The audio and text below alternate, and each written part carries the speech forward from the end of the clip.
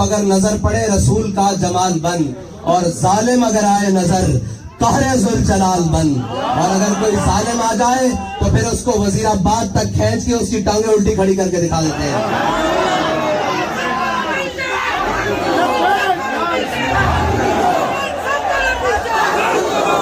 اور اس ظالم کو اگر امر بالمعروف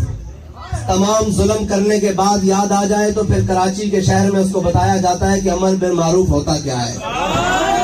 امر بالمعروف ہوتا کیا اور کہتے کس کو ہے، اور نہی عن المنکر ہوتا کیا ہے۔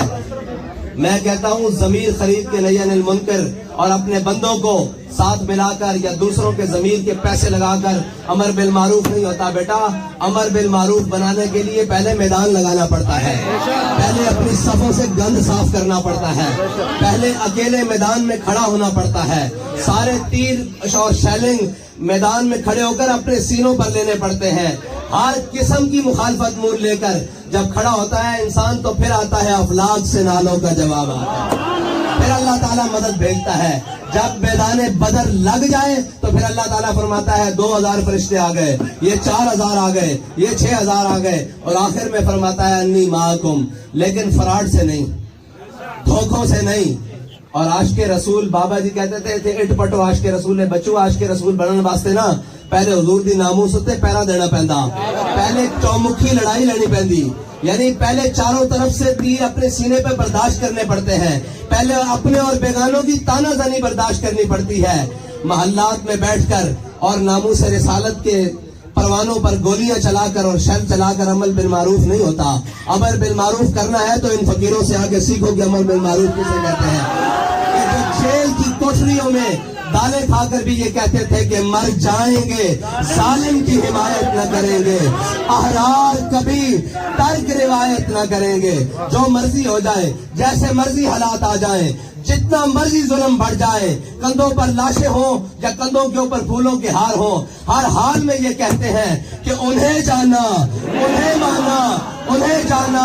انہیں مانا، نہ رکھا غیر سے کام، للہ الحمد میں دنیا سے مسلمان گیا۔ اور ہم جن کے وارث ہیں وہ اگر کسی میدان عمل میں سے جان بوجھ کر پیچھے نہ رہے بلکہ کسی وجہ سے پیچھے رہ جائیں تو حضرت انس بن نضر میدان بدر سے پیچھے رہ گئے۔ ان کو اس بات کا افسوس تھا کہ یا اللہ میں تیرے حبیب کے ساتھ اس لشکر میں شامل نہ ہو سکا جس لشکر نے، جس کے بارے میں اللہ تعالیٰ نے فرمایا وَلَقَدْ نَصَرَكُمُ اللَّهُ بِبَدْرٍ وَأَنْتُمْ أَذِلَّةٌ۔ اللہ تعالیٰ فرماتا ہے اس دن ہم نے اللہ نے مدد کی ان لوگوں کی جو پرسان حال تھے، جو قسمہ پرسی کی حالت میں تھے، اس لشکر میں شامل نہ ہو سکے جن کو اللہ تعالیٰ نے جنت کی بشارت دی اور جن سے افضل کوئی نہیں ہے، اور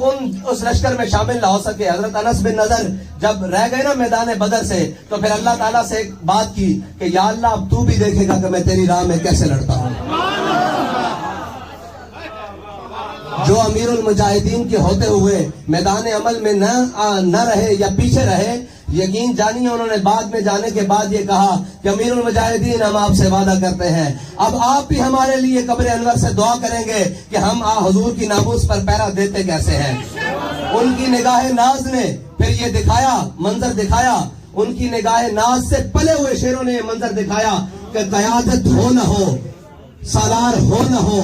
جیلوں کی سلاخیں ہوں، ہتھکڑیاں ہوں، شیلنگ ہو، گولیاں ہوں، ہر میدان میں کھڑے ہو کر باطل کو منہ کی کھانی پڑی اور یہ منوایا کہ کل عدم کوئی چیز نہیں ہوتی۔ حضور کے دین کا نعرہ سب سے بڑا نعرہ ہے جس کو کوئی ظالم نہیں روک سکتا، کوئی جابر نہیں روک سکتا، اور یہ کسی زمین کا محتاج نہیں، یہ کسی وقت کا محتاج نہیں، اور یہ کسی لیڈر کا محتاج نہیں۔ حضور کا غلام جب بھی تک قیامت تک ایک بھی باقی ہے، قیامت تک نعرہ لگتا ہے گا لبیک۔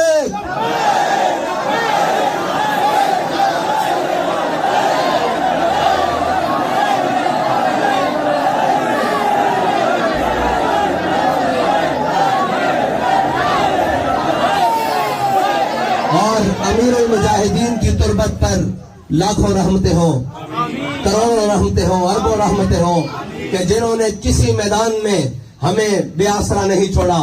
بات بعد میں نکلتی ہے، پہلے آپ کا کوئی بیان موجود ہے۔ یقین جانے وہ کہتے ہیں نا کہ رہنمائی تو قدم قدم پر موجود ہے۔ بابا جی کہتے تھے صرف چلنے میں برکت ہے۔ ہم اسی طرح عزم کے ساتھ اسی طرح حوصلوں کے ساتھ اور اسی طرح خالص نیتوں کے ساتھ اگر چلتے رہے تو وہ دن دور نہیں جس دن اسلام آباد کے تخت پر عمران خان نہیں ہوگا، اسلام آباد کے تخت پر اسلام ہوگا۔ جس دن اسلام آباد کے تخت پر پی ڈی ایم کے چور نہیں ہوں گے، اسلام آباد کے تخت پر اسلام ہوگا۔ اور جس دن اسلام آباد کے تخت پر کوئی لسانی قومیت اور جھوٹے نعرے لگانے والا نہیں ہوگا، بلکہ محمد عربی صلی اللہ علیہ وسلم کے دین کا دم بھرنے والا ہوگا۔ اس کے لیے ہمیں خالص ہو کر اللہ کی رضا کے لیے اور یہ جانتے ہوئے کہ ہمارے مالک جو ہم کام کر رہے ہیں وہ ہمیں دیکھ رہے ہیں، جس حال میں ہم ہیں وہ ہم دیکھ رہے ہیں، اور نیتوں کا صلہ مل جاتا ہے اگر کوئی اخلاص کے ساتھ چلے۔ بابا جی فرماتے تھے جھلیو اور دیوانوں بات سنو کہ حضرت عقیل بن انصاری جو غزوہ تبوک کے موقع پر 1 کلو کھجور لے کر آئے تھے، حضرت ابوبکر اپنا سارا مال لے کر آئے، حضرت عمر آدھا مال لے کر آئے، حضرت عثمان غنی نے سونے اور چاندی کے ڈھیر دیے، سینکڑوں گھوڑے دیے، اونٹ دیے۔ جب حضرت عقیل انصاری خلوص کے ساتھ 2 کلو کھجور لے کر آئے، 1 کلو اپنے گھر والوں کو دی اور 1 کلو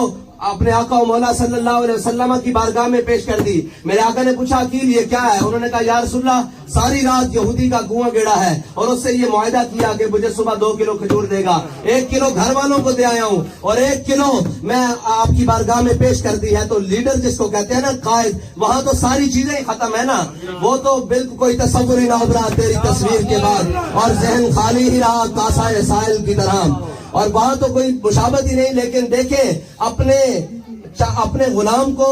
مرتبہ کیا دیا۔ حضور سید عالم صلی اللہ علیہ وسلم نے حضرت صدیق اکبر کے سارے مال کے اوپر حضرت عقیل انصاری کی 1 کھجور رکھ دی، حضرت عمر کے آدھے مال کے اوپر حضرت عقیل انصاری کی 1 کھجور رکھ دی، حضرت عثمان غنی کے سونے چاندی کے ڈھیروں پر 1 کھجور رکھ کے بتائی کہ میرے غلام قیامت تک کوئی کتنا بھی غریب ہو، جب وہ اپنا اخلاص لے کر آئے گا، اپنی جان لے کر آئے گا، اپنا مال لے کر آئے گا میرے دین کے لیے اور میرے دین کی سربلندی کے لیے، میری ناموس کے لیے، میری ختم نبوت کے لیے، تو ہم اس کو صلہ یہی دیں گے کہ سب سے بلند رکھیں گے۔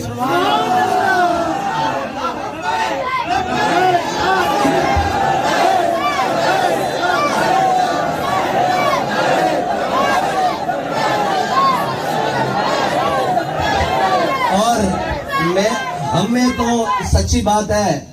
کئیوں کو آتا ہوگا لطف کئیوں کے اندر بیٹھ کر اور عیاشیوں کے بیٹھ کر اندر۔ ہمارے بابا جی نے تو ہماری تربیت یہ کی ہے کہ ہم اپنے غریب بھائیوں کے اندر بیٹھ کر زیادہ فخر محسوس کرتے ہیں، کیونکہ میرے آقا نے جو فرمایا اللہم احیینی مسکینا وامتنی مسکینا، یا اللہ مجھے مسکینوں میں زندہ رکھ اور مسکینوں میں دنیا سے لے جا۔ تو جناب جس کو میرے آقا و مولا پسند فرمائے اسے ہم کون ہوتے ہیں کہ کوئی چھوٹی بات کرنے والے؟ یہ غریب آپ ہمارے سر کا تاج ہیں، اور اسلام ہی ہے جو غریب کو عزت دیتا ہے، اور حضور کا دین ہی ہے جو غریبوں کو کعبے کی چھت کے اوپر چڑھاتا ہے، حضور کا دین ہی ہے جو جناب موٹر سائیکل والوں کو چیئرمین بناتا ہے، ابھی ہمارے وہ پکوڑے بیچنے والوں کو نام کیا ہے چیئرمین بناتا ہے۔ مسئلہ یہ ہے کہ پکوڑے بیچنا کوئی عیب نہیں ہے، وہ تو ان لوگوں نے اپنی عیاشیوں کے لیے ان کو پیچھے القاسب و حبیب اللہ جو ہلائے گا، اپنا مال لے کر آئے گا میرے دین کے لیے اور میرے دین کی سربلندی کے لیے، میری ناموس کے لیے، میری ختم نبوت کے لیے، تو ہم اس کو صلہ یہی دیں گے کہ سب سے بلند رکھیں گے۔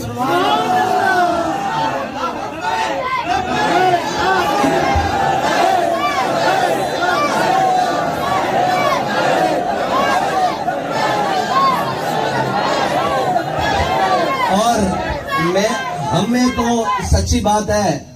کئیوں کو آتا ہوگا لطف کئیوں کے اندر بیٹھ کر اور عیاشیوں کے بیٹھ کر اندر۔ ہمارے بابا جی نے تو ہماری تربیت یہ کی ہے کہ ہم اپنے غریب بھائیوں کے اندر بیٹھ کر زیادہ فخر محسوس کرتے ہیں، کیونکہ میرے آقا نے جو فرمایا اللہم احیینی مسکینا وامتنی مسکینا، یا اللہ مجھے مسکینوں میں زندہ رکھ اور مسکینوں میں دنیا سے لے جا۔ تو جناب جس کو میرے آقا و مولا پسند فرمائے اسے ہم کون ہوتے ہیں کہ کوئی چھوٹی بات کرنے والے؟ یہ غریب آپ ہمارے سر کا تاج ہیں، اور اسلام ہی ہے جو غریب کو عزت دیتا ہے، اور حضور کا دین ہی ہے جو غریبوں کو کعبے کی چھت کے اوپر چڑھاتا ہے، حضور کا دین ہی ہے جو جناب موٹر سائیکل والوں کو چیئرمین بناتا ہے، ابھی ہمارے وہ پکوڑے بیچنے والوں کو نام کیا ہے چیئرمین بناتا ہے۔ مسئلہ یہ ہے کہ پکوڑے بیچنا کوئی عیب نہیں ہے، وہ تو ان لوگوں نے اپنی عیاشیوں کے لیے ان کو پیچھے القاسب و حبیب اللہ، جو حلال کمانے والا ہے وہ تو اللہ کا دوست ہے، لیکن ہمارے ہاں الٹ ہو گیا، جو جتنا بڑا چور اتنا بڑا معزز، جو جتنا بڑا ڈاکو وہ اتنا بڑا ملک کا سربراہ، جو جتنا بڑا بددیانت وہ اتنا بڑا جناب عہدیدار، جو جتنا بڑا جھوٹا اور بدہر وہ ملک کا وزیر اعظم۔ لیکن انشاءاللہ ان کے بسترے نہیں، ان کا سب کچھ گول کرنے کا وقت آ چکا ہے۔ اس کے لیے آپ کا بیدار ہونا ضروری ہے اور دن رات اس مشن کے لیے کام کرنا ضروری ہے۔ خوف وہ پورے بیٹھے ہیں،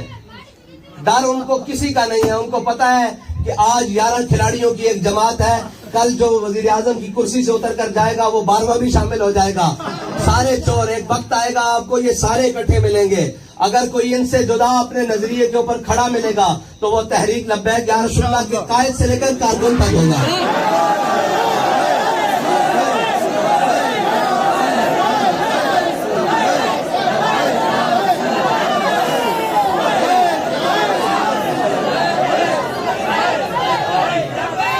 اور رہی بلوچستان کی محرومیوں کی بات، تو بلوچستان کی محرومیوں کو صرف وہ دور کر سکتے ہیں جنہیں کسی بین الاقوامی اسٹیبلشمنٹ کا کوئی دباؤ نہیں، جو اپنی دو عالم کو اپنی ٹھوکر کے اوپر رکھتے ہیں اور وہ ہر ظالم کے سامنے کھڑے ہو کر کہتے ہیں کہ ستمگر ادھر آ، ہنر آزمائے تو تیر آزما، ہم جگر آزمائے۔ وہ نہ کسی ظالم کو، کسی جابر کو، کسی جناب بین الاقوامی گماشتے کو اپنا سربراہ سمجھتے ہیں، بلکہ ان کا تو صبح شام ایک ہی نعرہ ہے کہ انہیں جانا، انہیں مانا۔ اور علامہ اقبال ہمارے تمام مسئلوں کا حل بتا کر گئے ہیں کہ زاں کے ملت را حیات از عشق اوست، اور برگو ساز کائنات از عشق اوست، اور میرے ہاتھ میں تھا جب تک میرے مصطفیٰ کا دامن، میرے پاؤں چومتی تھی یہی گردش زمانہ۔ کوئی مشکل بات نہیں ہے، یہ محرومیاں بابا جی فرماتے تھے اسلام تو ہے ہی وہ جو ضروریات زندگی کو دروازے کے اوپر دیتا ہے، غریبوں کو امیروں کے دروازے پر نہیں لے کر جاتا، زکوٰۃ اور صدقات لائنیں لگا کر نہیں دیتا، بلکہ وہ تو عمر خطاب کے رضی اللہ تعالیٰ عنہ کے کندھوں پر بوری ڈال کر آلووں کی گھر میں پہنچاتا ہے، وہ تو سبزیوں کی بوری ڈال کر، وہ تو عمر بن خطاب سے یہ پوچھ لیتا ہے کہ جناب یہ 2 کرتے کیسے بنے ہیں، وہ تو یہ ہے کہ اگر کوئی دیہاتی لجاجت سے گھی کھانے لگے تو وہ حضرت عمر بن خطاب اپنے سے آگے اٹھا لیتے ہیں کہ جب تک میری قوم پوری کو گھی نہیں ملتا میں نہیں کھاؤں گا۔ مسئلہ یہ ہے کہ ہم نے چنا ہی ان کو ہے جو ملک کے بہت بڑے بددیانت اور خائن ہیں، اگر خائن نہیں بھی تھے تو جا کر بن گئے۔ آپ نے اور میں نے اپنے عقیدوں اور جنون اور جذبے کو اسی طرح سلامت رکھنا ہے اور اس منزل کی طرف جانا ہے، کسی بھی لالچ کے اندر نہیں آنا۔ اور علامہ اقبال نے تو ویسے ہی کہا ہے کہ نگاہ بلند سخن دل نواز جہاں پرسوز، یہی ہے رفتے سفر میرے کارواں کے لیے۔ تو میرے دوست جو میرے احباب جو ہیں وہ بتاتے ہیں، انہوں نے کہا حافظ صاحب آپ جیل چلے گئے تھے، باخدا ہمیں یہ لگتا تھا کہ ہمارا ہر کارکن خود لیڈر ہے۔ میں نے کہا یہ بابا جی کے دیے ہوئے جذبے کی برکت ہے کہ حقیقت میں ہمارا کارکن خود لیڈر ہے،